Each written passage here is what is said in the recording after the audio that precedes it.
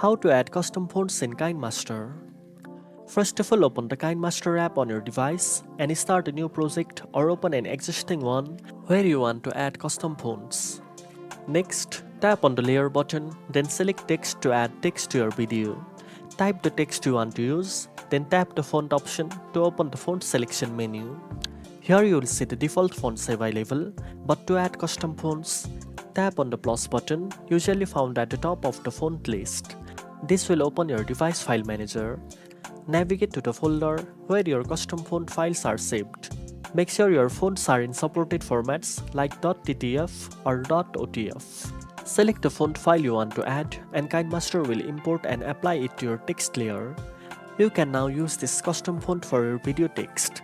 Adjust size, color, and style as needed to match your video's theme. Now you know how to add custom fonts in KineMaster. If you found this video helpful, don't forget to like, share, and subscribe for more editing tips. Thanks for watching, and I'll see you in the next one.